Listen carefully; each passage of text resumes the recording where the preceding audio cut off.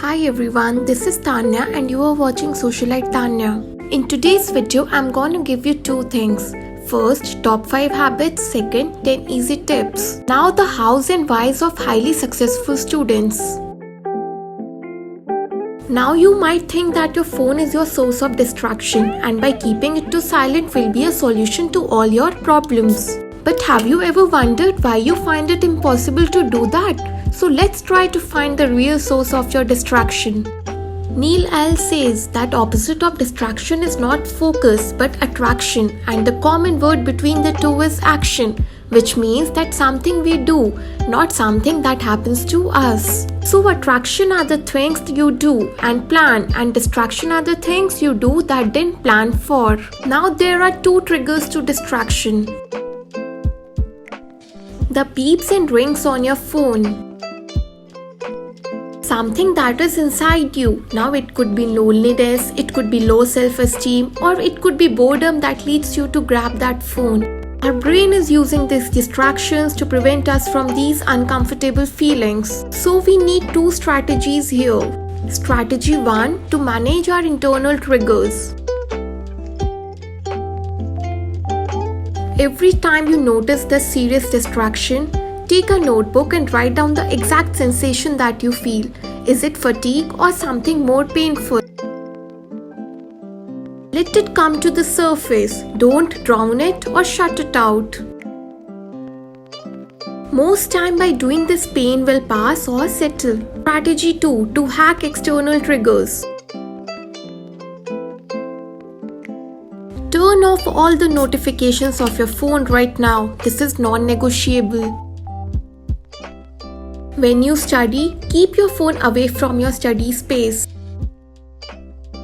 Send less messages. Now every time you send a message, you look at your phone. You wait for a message and response, and that leads to cycle of its own.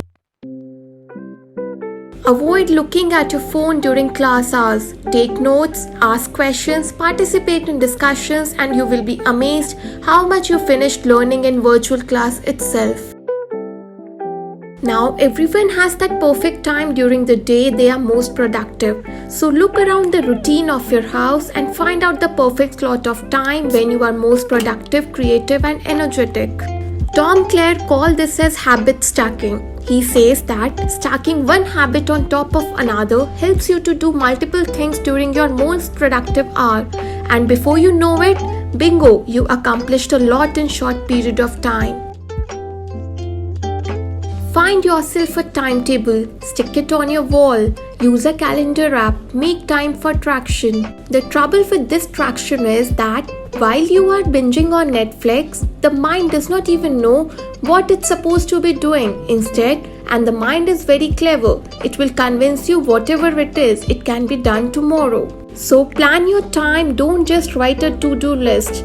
Make sure you include distributed practice, which means practicing something more frequently every day rather than cramming on the last day before the exams. Let's start with exercise.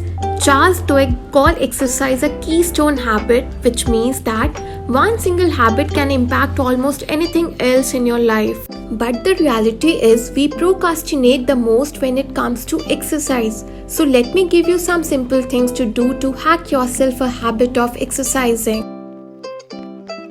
For example, you want to get up in the morning and go for a run. How about you set up cues?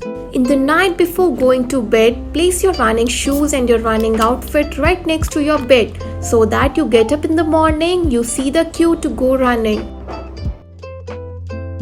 Doing workouts in group makes it easy and fun to exercise. Don't train like an expert. When you are lifting heavy weights the whole day, your body is hurting and you are feeling sorry for yourself. Make exercise fun. Do things that you enjoy like swimming or walking with a friend. Now let's talk about healthy eating. Crowd out your refrigerator of all the unhealthy food. Stack it up with healthy food. Unhealthy eating tends to happen when there is nothing to eat and fast food is really convenient. Just writing down what you eat every single day is known to create the habit of healthy eating, because otherwise willpower is a must and it tires itself out. If you have 3 good days, give yourself a chocolate and soon it's going to become a habit. Now, have you ever noticed when people are vegetarian, they announce to everyone that they are vegetarian? They look at food and they never go to this dilemma of, should I eat or should I not eat the meal? How about you create this identity pact for yourself?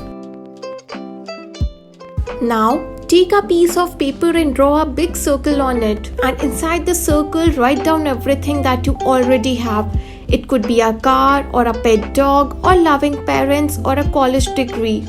Now, outside the circle, write everything that you aspire to have. It could be a bigger house or salary paycheck or vacations or just another pet. Now, what is this circle that we have drawn? This is your comfort zone. So, habit number 1 is to expand your comfort zone. Do one thing daily that makes you uncomfortable or scared. And if you are doing that one thing daily, monthly or weekly that makes you uncomfortable or stretches your comfort zone, guess what? You're gonna growing. Finally believe in your superpower that will make you achieve great heights one day. Now, here is the summary of the 5 habits of highly successful students. Thank you so much for watching right till the end. I hope this is motivating and inspiring. So press that subscribe button and the bell icon right next to it. Happy watching.